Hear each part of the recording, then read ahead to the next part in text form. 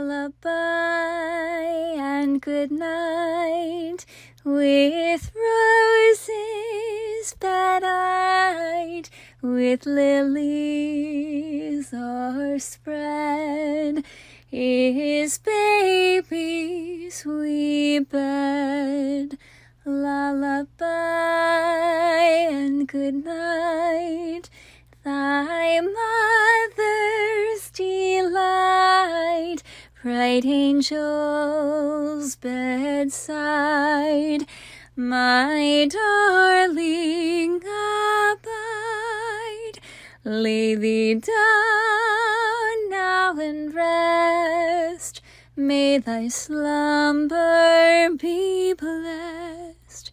Lay thy down now and rest, may thy slumber be blessed.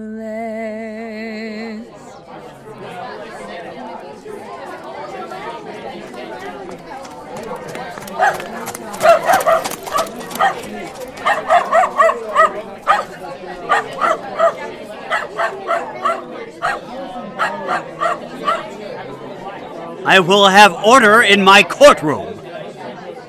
She whipped me all the time. We shall now proceed with the custody in question of Mary Ellen Wilson.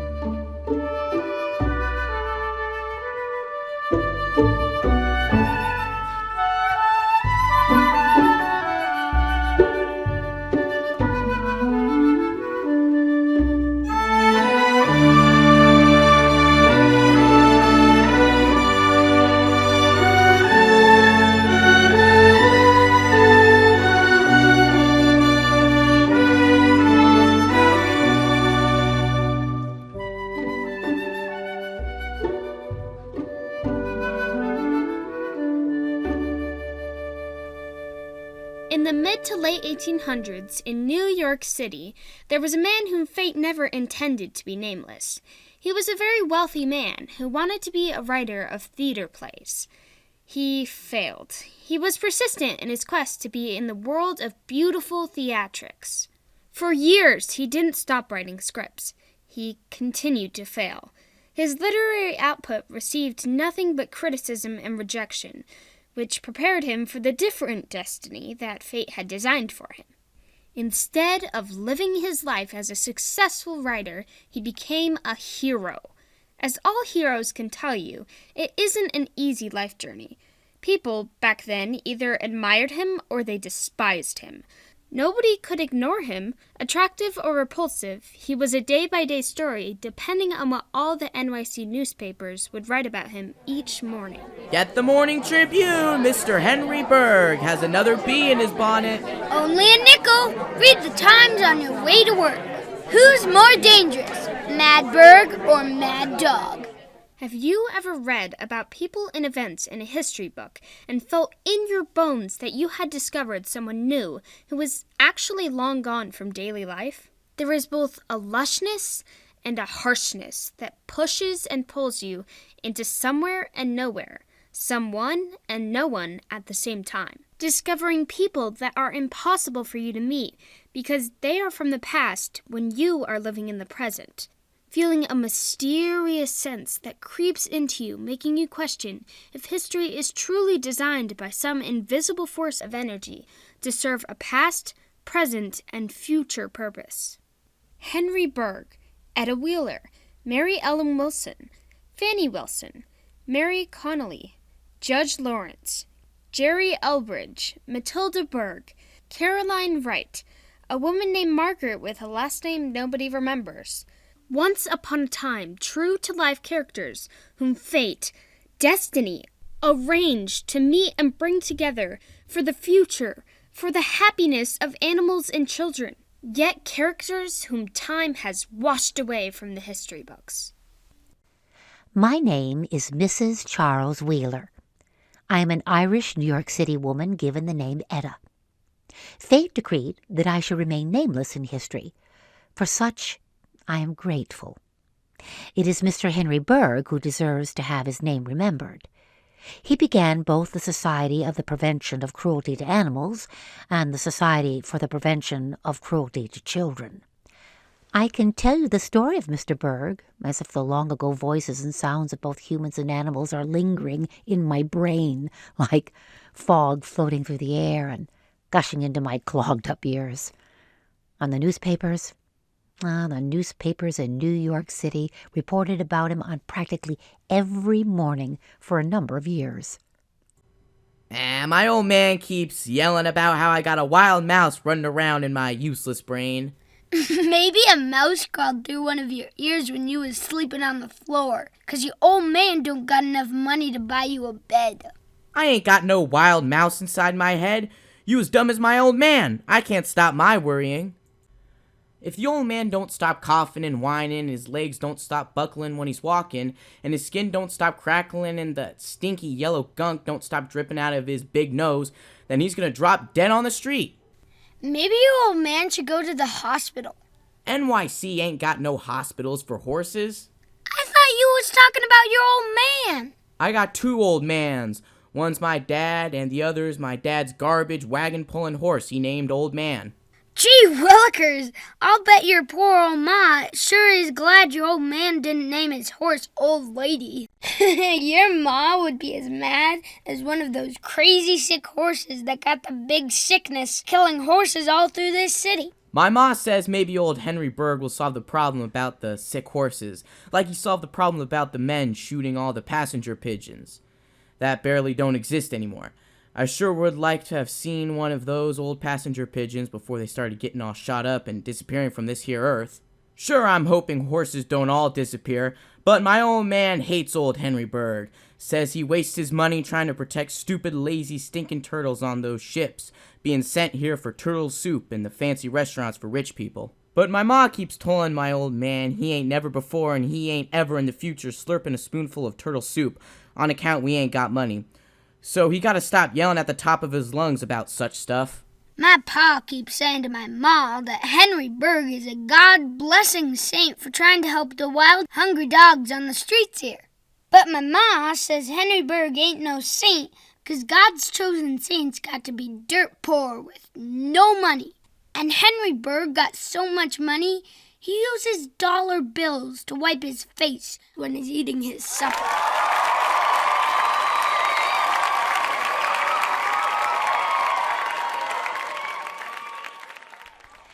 Naturally, I was not a member of the audience, for it was an event strictly for men, so common in New York City during those days, when Mr. Bergh offered to the dignified gentleman his first public speech announcing the formation of the Society of the Prevention of Cruelty to Animals. My pastor from St. Luke's Church was in the audience that night and spoke to me about Mr. Bergh the following morning.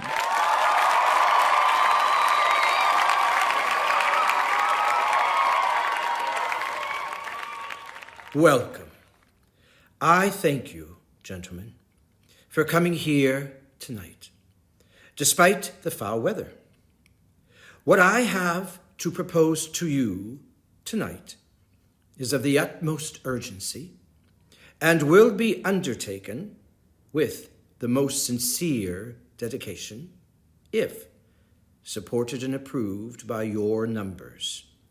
Prepare yourselves, for I am going to present to you many statistics relating to the cruelties practiced upon animals. Much of it is not pleasant, nor is it intended to be. It is my hope that it alarms you as much as it does me. At the time, the newspapers were reporting a tragedy which had occurred during a much publicized horse race. There were two horses competing. Each was forced to pull 400-pound sleds through the snow over a 38-mile course of hills and bad roads. The winning horse, Empire State, achieved victory in 2 hours.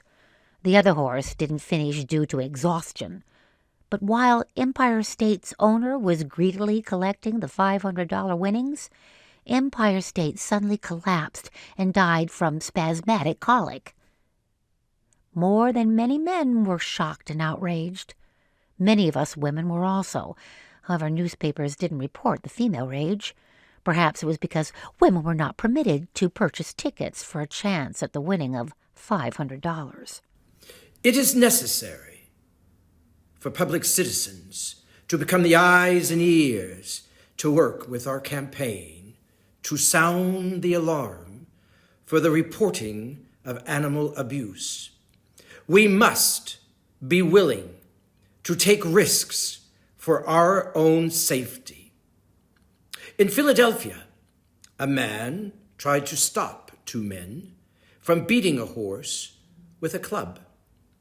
He was assaulted on the back of his head with a shovel, stabbed with a knife, and kicked repeatedly while lying in the street unconscious. He died. Nevertheless, we must become agents, patrolling the streets and reporting the abuses of animals. We must begin convincing the court judges to convict such men.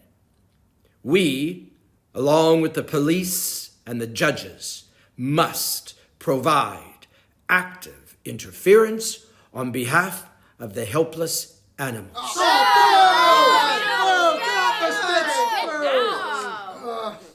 At the same time, my employer at St. Luke had informed me of Mr. Bergh's newest proclamations. Pastor Jamerson informed me that he was changing my area of service.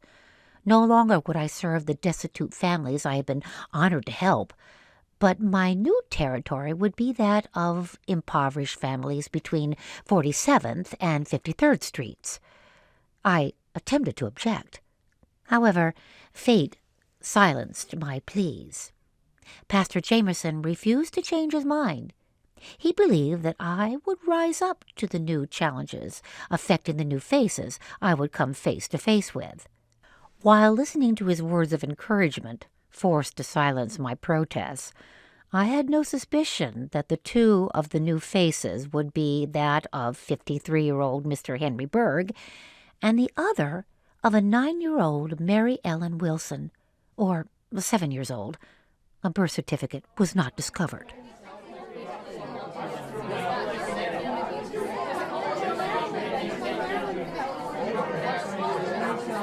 I will have order in my courtroom. We shall now proceed with the custody Read all about it. of Mary Ellen Wilson. A little girl's nightmare. Read all about it. Bergh testifies for a hungry girl. Read all about it while you eat your breakfast. For years before Mr. Bergh brought the first child abuse case into the courtroom, he had for years appealed to judges for legal affair for crawling, running, flying creatures unable to speak for themselves. Your Honor, I show no remorse and exhibit no shame in calling for the improvement of the race of animals. The dog will steal to satisfy his hunger, but then he neither drinks, smokes, or chews tobacco, and he eschews politics. It is my intent, Your Honor, to call upon the citizens of New York City to create the city's first home for sick and homeless dogs. We must help provide for the city's many stray, sick, and unloved dogs. The street dogs of horror. Dog days are here, and so are rabies. Read all about it. Henry Bergh tells the judge to order wives to stop giving poisoned sausages to mad dogs. Only a nickel, only a nickel. Henry Bergh tells the judge that rabies are caused by dogs being treated cruelly by men and their wives. Yet, at the beginning of the custody trial for the child named Mary Ellen Wilson, so little attention was given to the plight of this loveless girl, until Mr. Bergh stepped in to help. I testified that it was believed that Mary Ellen was born on March 10th, 1864. Her parents were Thomas and Fanny Wilson. Tom was not present at the birth because he was a soldier in the 69th Irish Brigade in Richmond, Virginia. A soldier in the Civil War. He had come to America from Ireland during that horrible potato famine when people in Ireland were dying of starvation and disease. The 69th Irish Brigade of soldiers were all Irishmen fighting to end slavery in America. Fanny worked in a laundry, washing clothes. She also worked as a seamstress, sewing clothes. She was 20 years old. Fanny wrote a letter to her husband telling him that, My darling Thomas, you are a proud soldier, and now you will be a proud father. I write to you with an announcement. You are the father of our beautiful daughter, Mary Ellen. She has dark hair like me, but because of her nose resembling yours, she looks like a miniature you. Your wife and your daughter are both in fine condition. Oh, a little bad news. The landlord of our building finalized the sale of the building 2 days ago, and the first thing the new owner did was to announce to all the tenants that he would expect payment upon the due date with no exceptions. He also emphasized that he would have no trouble filling a vacancy if anyone were to become unable to pay on time. The housing has become so bad in the city. I do not wish to worry you, my darling, but I do ask for your prayers that we shall have sufficient money to remain here. I shall, of course, continue to ask God to protect you and keep you safe as you honor our new country. I am so in love with Mary Ellen. All my love, Fanny. During all of which time the said child her parent faithfully shall serve, his secrets keep, his lawful commands everywhere readily obey. She shall do no damage to her said parent, or see it done by others, without preventing the same, so far she lawfully may. She shall not waste her said master's goods, nor lend unlawfully to any. She shall not absent herself day nor night from her parent's service without his leave. She must behave herself as a faithful child ought to during the said term.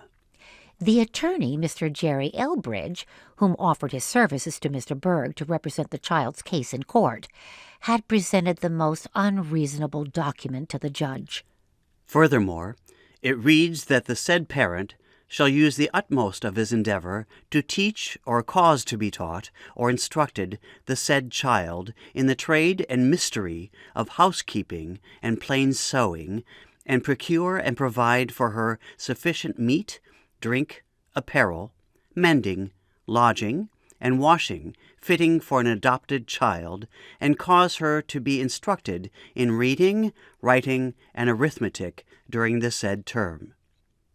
And at the expiration thereof shall give a new Bible to the said child, and a suit of new clothing in addition to her old ones to wear, and shall furnish to her at all times when necessary or proper medical assistance and attendance, and nursing, and at all proper times the utensils and articles required for keeping her healthy and cleanly.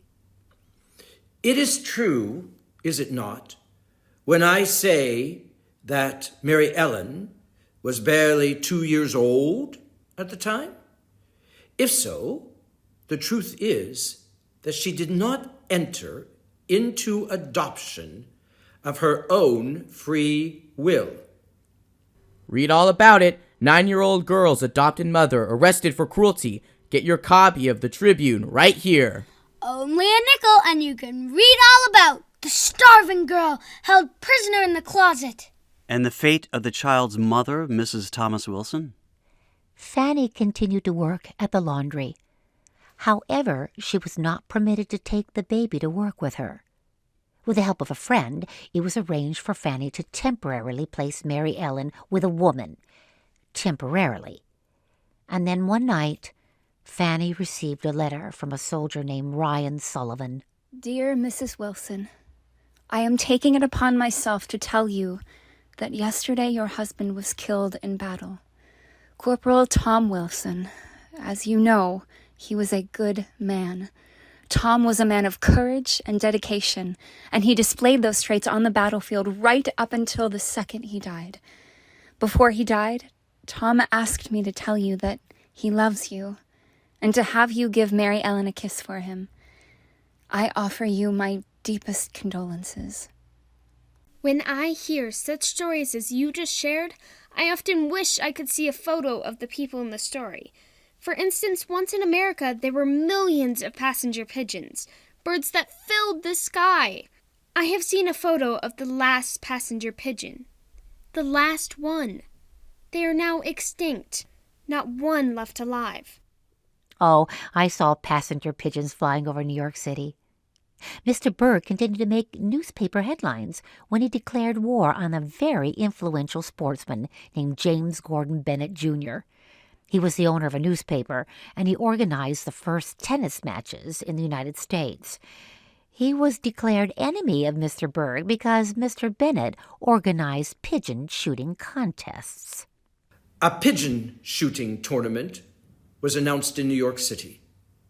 With the assistance of a judge, both myself and a number of policemen blocked the event based on a new anti-cruelty law which I convinced a judge to pass, which prohibited the needless mutilation of any animal in New York City.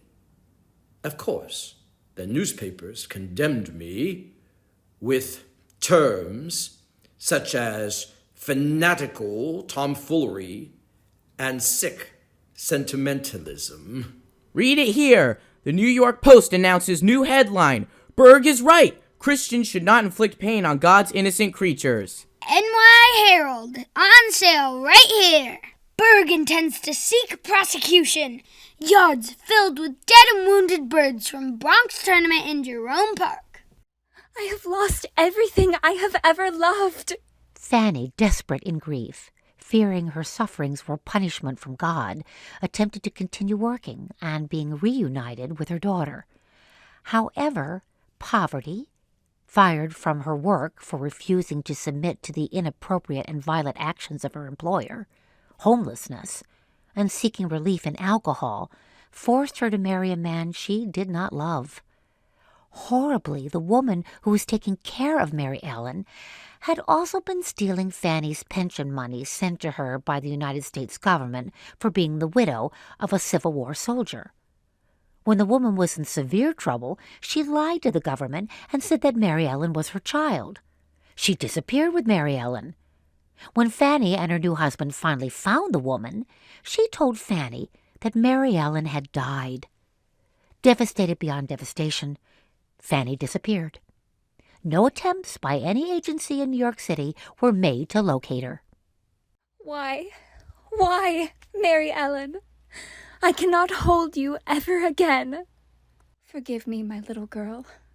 Forgive me. Lullaby and good night, with roses bed-eyed, with lilies o'erspread, his babies we bear. But, Your Honor, permit me to testify about the witnessing of the 10-day shooting tournament.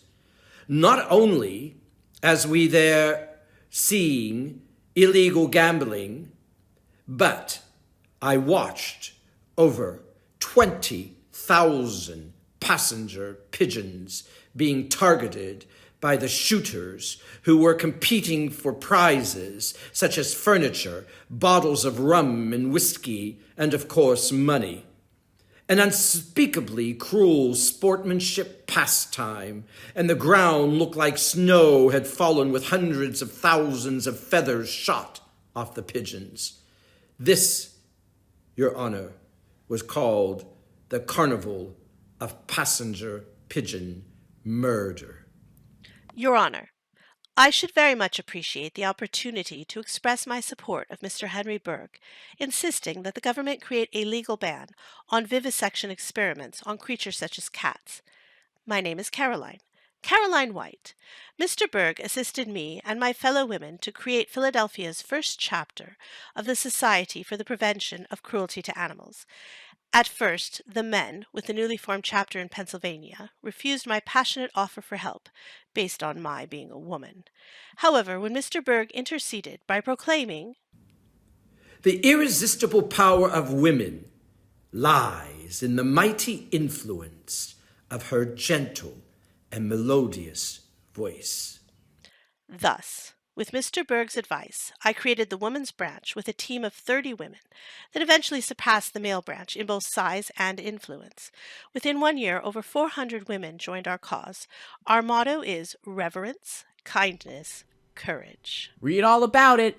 This morning's headline, Men Proposing Kill All Street Dogs. Henry Bergh, furious, again. Bergh causing trouble again. It will only cost you a nickel. Only a nickel to follow the trial of the man who tortured a cat. Welcome. I thank you, gentlemen, for coming here tonight, despite the foul weather. What I have to propose to you tonight is of the utmost urgency and will be undertaken with the most sincere dedication if supported and approved by your numbers. Prepare yourselves, for I am going to present to you many statistics relating to the cruelties practiced upon animals. Much of it is not pleasant, nor is it intended to be. We must be willing to take risks for our own safety. In Philadelphia, a man tried to stop 2 men from beating a horse with a club. He was assaulted on the back of his head with a shovel, stabbed with a knife, and kicked repeatedly while lying in the street unconscious. Your Honor, it is a recognized common pattern that young men and adolescent boys are torturing the street-roaming cats, barbarians. Primarily those male youth, we now apply the term barbarous boys, they who commit unspeakable acts of violence against kittens in need of homes. Mr. William Keene's killing of that particular cat was needless destruction of a miserable cat and an outrageous insult to civilization. Would Your Honor grant the request for an eyewitness to testify that he heard Mr. Keene brag that he would show how to kill a cat? I hereby sentence Mr. William Keene to serve 3 months in the Blackwell Island prison. Nevertheless, we must become agents of animals. We must begin convincing the court judges to convict such men. Keene is Bergh's latest victim. Read about what the Sun newspaper is saying is Bergh's perverted cruelty to a human being. Did the newspapers report about Mr. Bergh placing his wife in a sanitarium because of an illness that affected her brain? I'm Mrs. Henry Bergh, Matilda Bergh.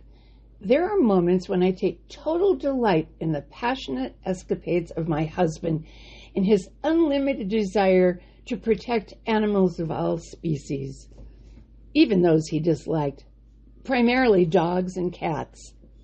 At other times, I open the morning newspaper and see cartoonists drawing horrid illustrations of my husband and stories condemning his animal protection efforts, including his desire to protect innocent turtles. One evening, my beloved husband escorted me to dinner at a restaurant which we had previously enjoyed patronizing. Upon walking through the entrance, we saw a live turtle lying on a silk pillow. It was a most unusual sight. Above its head was a printed sign reading, "Having no desire to wound the feelings of the Society for the Prevention of Cruelty against Animals of its president, Mr. Henry Bergh, we have done what we could for the comfort of this poor turtle during the last remaining days of its life. He is appointed unto death, however, and will be served in soup and steaks in Thursday. Come dine and do justice to his memory." Well, we immediately left the restaurant, but not before we heard the laughter of quite a few of the diners who had noticed my husband's presence. At home that evening, I witnessed my beloved husband weeping. He said to me, "Where is their sense of decency?" I told him, "You will educate them. It will take time." I also advised him to cry only at home, so the newspaper cartoonists did not have more reason to make him a joke with their illustrations. Why did he care so deeply about turtles? A passage from an eminent naturalist scientist, Professor Louis Agassiz, demonstrates. Dear Mr. Bergh, I need not tell you that men have always excuses enough to justify their wrongdoings. So it was with the slave trade, so it is today with the turtle market. To say that turtles do not suffer when dragged from their natural haunts, tied that they may not be able to move, turned upside down, is simply absurd. They do feel pain, and they are very sensitive to some injuries. They die if it is much prolonged. Mr. Bergh engaged the services of a very important lawyer, Mr. Jerry T. Elbridge, to whom I shall remain forever indebted for his service. At first, Mr. Elbridge's work was not for little Mary Ellen. Mr. Jerry T. Elbridge was a very wealthy man and an extremely successful lawyer. On that same morning, fate was smiling upon Mr. Bergh, Mr. Elbridge, and the animals. A messenger delivered a letter to Mr. Bergh. It was from a man Mr. Bergh had never met. The gentleman asked Mr. Bergh to immediately come to St. Vincent's Hospital, as there would be a pleasant surprise awaiting him. Upon arrival at St. Vincent's, Mr. Bergh found a rather young-looking gentleman, whom, lying in a hospital bed, announced his name was Monsieur Louis Bernard. He spoke about his life helping the American Indians, whom had been subject to horrific brutality and severely painful discrimination. Mr. Bergh left the hospital, not knowing what the intended surprise was. He believed he had spent time in the presence of a dying man who had led a good life and simply wanted to give Mr. Bergh a few words of praise for his work on protecting animals. 2 weeks later, Mr. Bergh received a letter from Monsieur Louis Bernard's attorney, a letter informing Mr. Bergh that the French-American gentleman had written in his will and testament, by which he was giving the Society of the Prevention of Cruelty against Animals a total of $150,000. Mr. Bergh was overjoyed and overwhelmed with both gratitude and amazement. He was well aware that the Society had only enough money in the bank to stay operating for 1 more month. Now he believed that the Society would continue its work without interruption. However, there came to him another letter that caused Mr. Elbridge to intercede. The money was in a French bank, and the French government claimed that the money belonged to France because Monsieur Louis Bernard was insane and his will and testament was not legally approved. It took a while for all to work out to the satisfaction of Monsieur's wishes. Mr. Elbridge succeeded. It would not be the last time Mr. Elbridge succeeded in bringing forth in the courts of law satisfaction for Mr. Bergh and his attempts to protect animals, and in his future quest to protect little Mary Ellen Wilson. The petition of Henry Bergh respectfully shows that a little girl, aged about 7 years and called Mary Ellen, is held in illegal confinement and custody by a man and woman named Connolly at and within the premises number 315 West 41st Street in the city of New York. That said child is not the child of said man and said woman, or either of them, nor are they its lawful guardians, or entitled to its custody. That said child is now kept in rigid confinement within said premises by the said man and said woman, and is unlawfully and illegally restrained of its liberty, and its said has been by them daily, and frequently during each day severely whipped, beaten, struck, and bruised, without any provocation or cause therefor. and that the marks of said beatings and bruises will appear plainly visible upon the body and limbs of the child at the present time upon inspection thereof, that such child has been kept without shoes and stockings during the entire winter, and that the said man and woman have been for a long time past in the constant and unusual habit of leaving the child alone, locked up in said premises, and allowed to remain there crying for a long time, without any other person whatever therein. Not a turtle, not a dog, not a horse. Now Henry Bergh rescues a little girl. Read all about it. Read more about the new absurdities of Henry Bergh, patron of dumb animals. New calls for putting him out of NYC. Only a nickel. Read all about Bergh's calls for the city to start jobs, calling for people to become paid dog catchers. Call, call, call. Everyone's calling for something. The name of Henry Bergh became a household name. Imagine the consequences if we were to be deprived of all the animals at one time. Could we get along without the animals? We could not. And still some of you claim that they deserve no sympathy? I suggest instead that we get rid of drunkards. How terribly tragic. The women's branch of the Society for the Prevention of Cruelty to Animals has received notice that Mrs. Henry Bergh, the devoted wife and champion of Mr. Henry Bergh, has been afflicted with a disorder that has rendered her brain damaged. She is now confined to a New York City sanitarium for individuals who are unable to remain at home with their loved ones. It is feared that Mrs. Bergh will remain a patient in the confines of the sanitarium for the rest of her life. I dreamed that I was dead, and that I had been transported to a place that seemed to be a paradise of animals. When I knocked on the gate, the door was opened by a mule.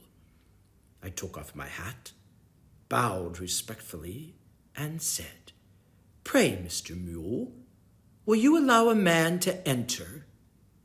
The mule but looked at me for a moment, then replied, "I perceive that you are one of those that we in former life were wont to consider superior to animals." I entered, but had hardly done so when a great number of animals crowded around me. After a thorough inspection of my appearance, each animal commenced a great noise. The horse snorted furiously, the sheep bleated, the oxen bellowed, and the dogs howled, and the turtles turned on their backs, and all of these actions mean to show their feelings. But as they were about to bite and kick me, a beautiful white horse rose up, paving the air with majestic hoofs, and thus spoke, "Fellow animals, we must have mercy. Let us show a good example and return good for the evils that have been inflicted upon us when we were inferior animals. The man now before us I recognize as one who befriended us much on earth and has labored in New York and elsewhere for the benefit of our entire race."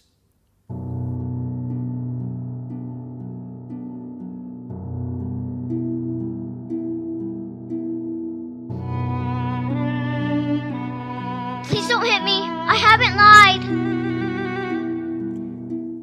My initial introduction to Mr. Bergh came after I sent him a letter. Dear Mr. Henry Bergh, a girl about 7 years old, called Mary Ellen, is being held by a man and a woman named Connolly of 315 West 41st Street, rear house, top floor, right-hand room. The evidence of unjust and cruel treatment of the girl on the part of Connolly and his wife is as follows.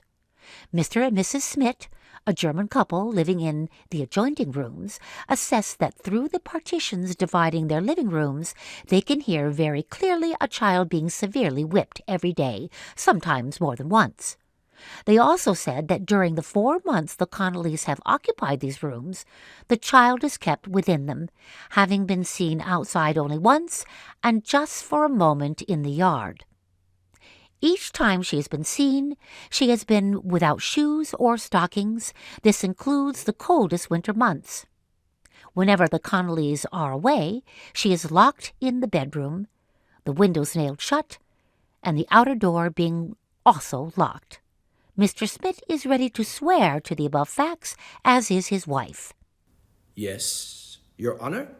The man who does not deserve to be addressed as a gentleman was whipping his horses, which were fatigued, pulling a trolley through the snow-covered streets, carrying over 60 people. Blood from the horses dripped onto the snow. I ordered this man to be arrested. Now he stands before you. I ask Your Honor to inflict upon him rightful punishment. However, Mr. Bergh, this arrestee standing before me has testified that you grabbed him by the coat, pulled him off his trolley, and forcibly threw him into the snow. It is so very difficult for me to remember too many things related to my husband. Oh, how I do miss holding his hand. He's only permitted to come visit me here in the sanitarium periodically. I don't understand why such a prohibition is in effect. He's such a good man. It's so very difficult for me to remember too many things related to my husband. He so often sat in his chair crying. At times, I didn't know what caused the tears. His heartbreak about the ducks and the geese. I do remember the night he cried when he discovered that ducks and geese being shipped from somewhere in New York City were found in crates with their webbed feet nailed to the bottom of the wooden crates. I do remember sitting in court with him when witnesses were willing to testify that the child, Mary Ellen, was cruelly treated, including seeing the child's body black and blue from evidently blows with the whip. It's so difficult for me to remember too many things related to my husband. Oh, how I do miss holding his hand. He's only permitted to come visit me here in the sanitarium periodically. I don't understand. I don't. And Margaret? A woman named Margaret? That man and woman, the Connollys, are not worthy of raising a child. I didn't mean to drop the cup. I didn't mean it. It was an accident.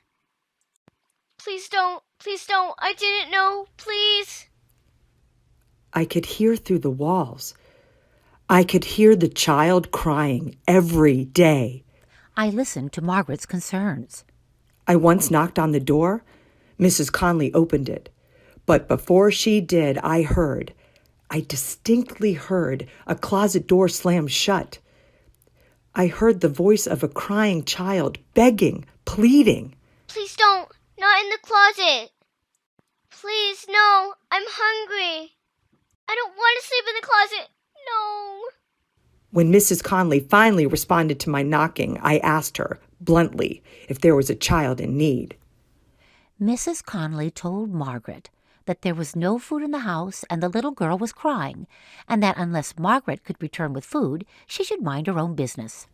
Before that evil woman could shut the door on my face, I quickly glanced inside the filthy apartment. I saw a cow whip on the table. I heard from the closet the gasping crying of a child.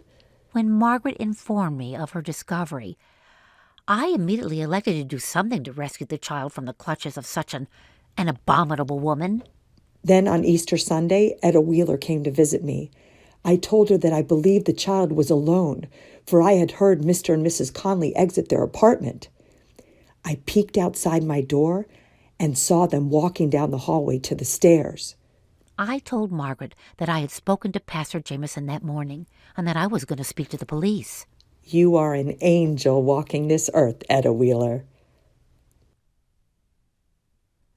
My husband, as you know, works for the paper, the Times. I have asked him to write a story about this child you speak of. However, he says there is no evidence to report of any wrongdoing. He has written many stories about the man known as Henry Bergh. I have told my concerns to my son, who is a policeman. He informed me that the police can do nothing unless there is a formal complaint made by someone in authority. I have no authority, but you do, Etta. You work for St. Luke's. You are a person of authority. No, Margaret, I'm only a humble servant of the poor. And as a woman, I must rely on the authority of... Nevertheless, I shall do my best to assist the child you speak of. If only I could meet the girl, but how? They are not home now. Knock. Knock on the door. Wait and see if the child opens the door. If she is locked away in the closet, then it will not be possible for her. But I did not see her leave with them. I know she is in there, alone. Perhaps she's even relieved to be alone. Mr. Bergh, in the same apartment where the child lives, Mrs. Kemp can testify. Also, a neighbor, Mrs. Fielding, can testify to the facts. She's met the child and saw the black and blue marks from the whip. And Mrs. Studer also will testify. My concern at the moment is that the Connollys may become suspicious and move with the child. Whenever it shall appear by satisfactory proof that anyone is held in illegal confinement or custody, and that there is good reason to believe that he will be carried out of the state or suffer some irreparable injury before he can be relieved by the issuing of a habeas corpus or certiorari, any court or officer authorized to issue such writs may issue a warrant under his hand and seal, reciting the facts and directed to any sheriff, constable, or other person, and commanding such officer or person to take such prisoner and forthwith to bring him before such court of office to be dealt with according to law. In that same dream I spoke of previously, I saw a dilapidated old horse, blind in one eye, and with a sore shoulder and ribs, approach me. Sir, my sight is dim, but you remind me of one who has often befriended me in the streets of New York. Suffering from cramp and cough, I was put to work on a streetcar to pull one of those overloaded vehicles 18 miles a day. From this toil, I became lame. One morning I visited Margaret. While speaking with her, I could hear loud arguing through the wall coming from the Connollys' apartment. The anger was atrocious. I could also hear the crying of Mary Ellen. Suddenly, a knock on the door. I opened it as Margaret was sitting on the sofa covered with a blanket. It was a man who introduced himself as a census taker. His job was to go from building to building, apartment to apartment, to gather information about the residents as to present the government about the number of people with different racial and ethnic backgrounds living in New York City. I told him that I didn't live in Margaret's apartment, but when I told him my name, I saw his eyes open wide. He smiled and nodded for me to follow him into the hallway. That is when I saw Mr. Connolly, looking furious, storm out of his apartment and stomp down the hallway to the stairs. The census taker whispered to me that he was not the authentic census taker, but rather he was posing as one to gain access to the Connollys' apartment. I was stunned. He explained that Mr. Henry Bergh had hired him to do just that. I smiled. He said that when he was in the apartment of the Connollys, he saw the little Mary Ellen crouched down in the corner, crying terribly. She was wearing a dress that was so dirty. Her hair looked like it had no brush that touched it for weeks. When he tried to ask the little girl her name, Mrs. Connolly shouted at him and told him not to ask the girl any questions, as she was stupid and had no common sense. When Mr. Connolly said something nice about the girl, his wife slapped him in front of the census taker. She shouted for the man to get out of the apartment and leave them alone. He told me that he would report the experience to Mr. Bergh that same afternoon. She whipped me all the time. Judge Lawrence is a very nice man, Mary Ellen. He will want to know the truth. You must tell him everything that your pretend Mama did to you. Yes. Are you afraid? No, you are so friendly to me. Mr. Bergh is so friendly to me. The ladies in the apartment building and your pastor, Jameson, are so friendly to me. Do you know where your real mother is? No, I don't know anything about her. And your real father? No, I don't know anything about him. Have you ever gone to school? No, I can't read or write. The child looks pitiful. Her dress and her legs are covered with dirt. She has cuts on her arms and legs. She looks as if she hasn't had any food in weeks. She appears as if she's only 4 or 5 years old, yet I'm told she's between the ages of 7 to 9. She does not know her own age? I wish to speak to Mr. Bergh again. I understand he is delivering a speech. I want him summoned to appear in my chambers as soon as he has concluded his usual preaching about the animals. I can only wonder which animals he is defending at this moment. Next in my dream, I heard a terrible bellowing. An emaciated cow approached me with some difficulty, his mouth showing several rotted teeth.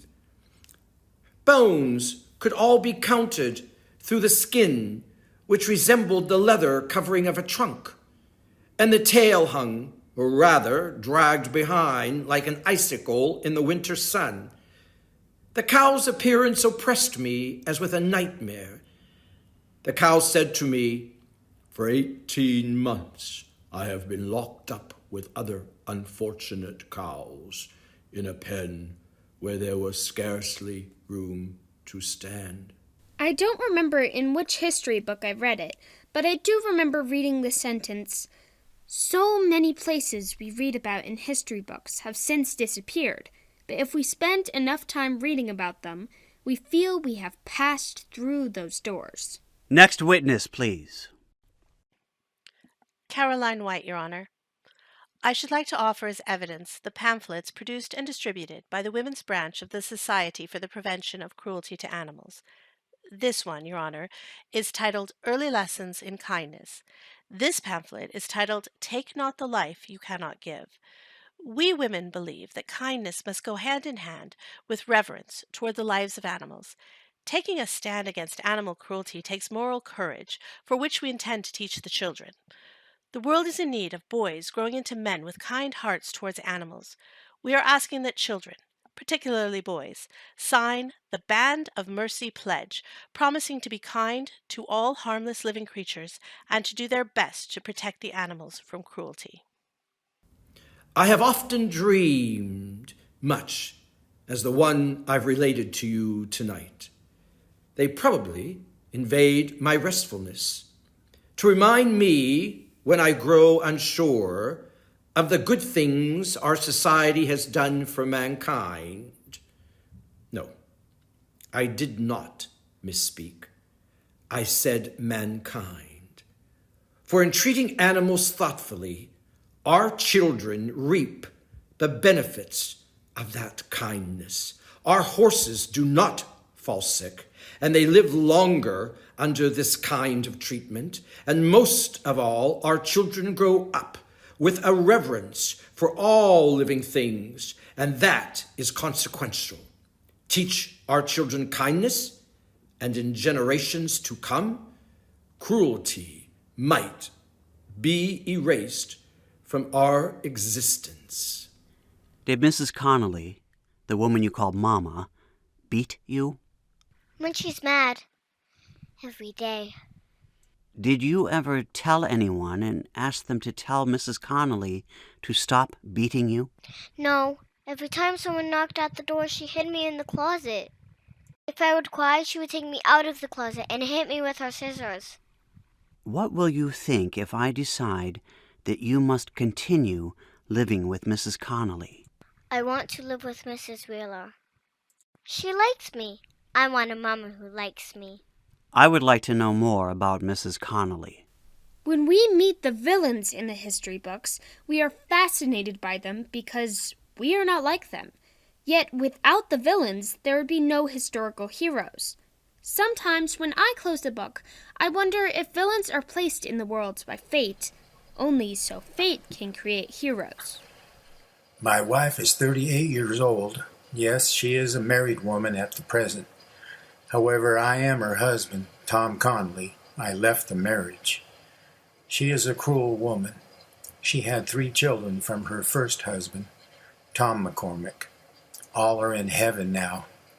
I have left the apartment at 315 West 41st Street.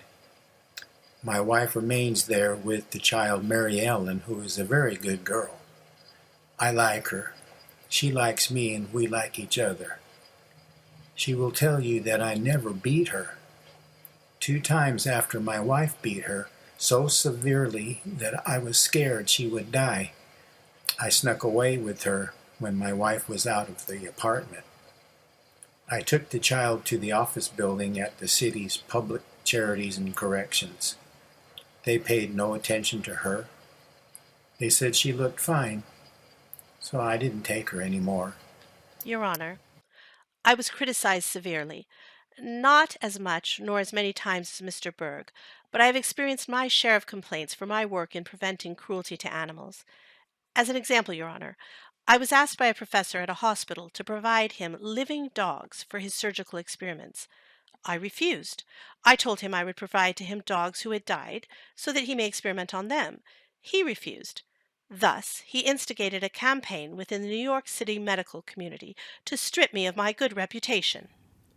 Is it not amazing that intelligent men can believe that an animal withering in agony, struck with terror and astonishment, its belly ripped open, and its bowels exposed to the atmosphere, will exhibit itself or perform its functions as if nothing had happened? This is nothing more than false morality of imperialism that the world of humans has no right to obtain. My name was added to particular slurs heaped on Mr. Bergh. Morally perverse, mentally disturbed, sentimental ignoramus, half-witted fools. I will not be deterred.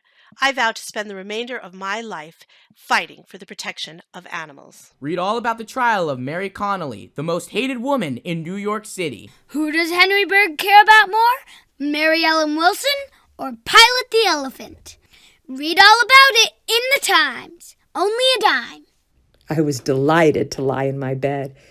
The doctor was kind enough to be honest with me about the remaining days of my life. And lying there, I would read the various newspapers my son would deliver each morning. Of course, my primary interest was the trial concerning Mary Ellen. What would the judge decide to do for her? And the trial of my beastly neighbor, Mary Conley, what would the judge do with her? Henry Bergh's name was mentioned in both reports. He had a new enemy, the infamous or famous, depending on what one thought of the circus man known as P.T. Barnum. Mr. Barnum shipped exotic animals from Africa to New York City and then held them locked in cages, had them trained, and not by the most gentle means, to perform circus acts. Once, a wolf or hyena or tiger, I forget which, escaped the circus and went mad, attacked other animals, and then ran onto the streets of New York City, much to the horrors of people. Mr. Bergh was outraged and pleaded to the legal authorities to punish Mr. P.T. Barnum. As for Mary Ellen, it was revealed during the trial that her pretend mama, as she called Mary Conley, was a drinker of alcohol. When she was asked if it bothered her that the newspapers were writing such horrible words about her for mistreating Mary Ellen, Mrs. Conley laughed and told the judge she rather liked being famous.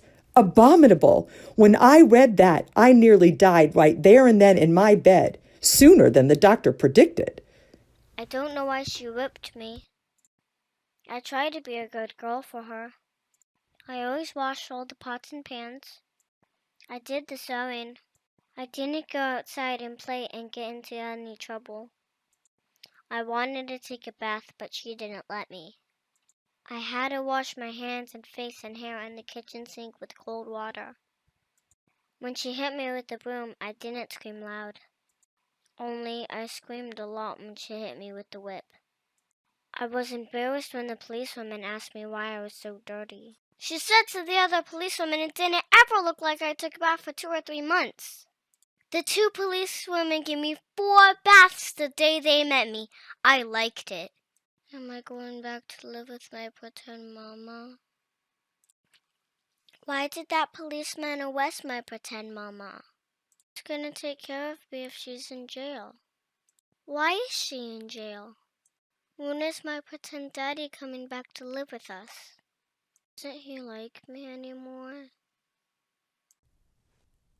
The one question Mary Ellen never asked was the question Mr. Bergh, Mr. Elbridge, Judge Lawrence, Margaret, myself, and nearly everyone in New York City was asking. Where is Mary Ellen's real mama and daddy? Mrs. Connolly, please rise and face me. I have sufficient evidence against you that you are guilty of your extreme cruelty towards the child, Mary Ellen Wilson. I am dismayed that the jury did not find you guilty on all charges. To only find you guilty of felonious assault distressed me. However, I shall accept, not respect, but accept the jury's decision. Perhaps if there were more educated people on the jury, they would have rendered a verdict of guilty on 5 counts of assault and battery and intent to harm. Ignorance has been in your favor with this jury of your peers. I hereby sentence you to 1 year in the women's penitentiary at hard labor. The hateful expression on Mrs. Connolly's face was horrifying.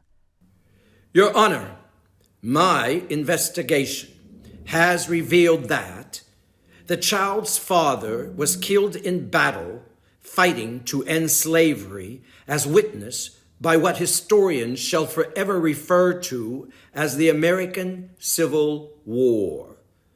Mary Ellen should be told about the fate of her father and thus grow into adulthood being proud to be the daughter of Corporal Thomas Wilson. And as for the child's mother, Fanny Wilson, sadly, she died at the age of 34 in a hospital on Ward's Island. She is buried in an unnamed grave in the poor man's cemetery known as Potter's Field. Your Honor, I respect your initial decision to place the child in the shelter for wayward children. However, upon inspection, I find the shelter dirty, the staff untrained and uncaring, and the children are being trained for simply service workers. Miss Etta Wheeler, the excellent lady who has been the angel of mercy for Mary Ellen Wilson, has informed me that her mother, sister, and such husband reside on a farm. I've never seen a cow or a horse or a pig. I've never touched a dog. Dear Mr. Bergh, I took Mary Ellen to the farm owned by the husband of my sister. Oh, you should have seen the joy expressed on her little face, clean face, I might add, when she ran into the pasture to see the sheep. Thank you for the $25 to cover our travel expenses, and the money you provided to buy her all new clothes and shoes. Please express again to Judge Lawrence my appreciation and gratitude for his decision to remove her from the shelter and to award custody to my mother, my sister, and her husband. I shall be visiting Mary Ellen quite often. I know your activities with the Society for the Prevention of Cruelty to Animals, and now the Society for the Prevention of Cruelty to Children will prevent you from visiting Mary Ellen. However, Mr. Bergh, I assure you that neither she nor I will ever forget your generosity. Yours sincerely, Etta Wheeler. Read all about it. Henry Bergh, dead. Only 15 cents. Henry Bergh dies in his sleep. I am overwhelmed with a sense of great void, left by the loss of the central figure to which, for nearly 25 years, all eyes and hearts of those in the movement in behalf of animals had instinctively turned. The public knew little about him or his plans until he appeared in the streets armed with energy and fearlessness, with which he used his power that astonished and infuriated corporations with individuals who looked upon the horses as dumb animals. Newspapers are reporting that Bergh's enemy, P.T. Barnum, is donating money to erect a memorial to Henry Bergh. After my wife, Mary Connolly, was released from prison, she disappeared. I never heard from her again. I always heard about Mr. Bergh. I never saw Mrs. Weller again. Don't know what happened to her. I never heard or saw little Mary Ellen again. I hope she got to be happy. I never saw Mr. Bergh again except for in my dreams. Mr. Bergh gave me comfort in life. Mary Ellen grew up, married, and named her daughter Etta after the angel of mercy who saved her life, an Irish-American social worker named Mrs. Etta Wheeler. Mary Ellen died on October 30th, 1956, at the age of 92. Mr. Henry Bergh seldom spoke about his contribution towards saving the life of a little girl that led to the formation of the Society for the Prevention of Cruelty to Children. But he never stopped telling his story of how he tried to help turtles, which led to the Society for the Prevention of Cruelty to Animals. I shall always think of my friend as Hero Henry.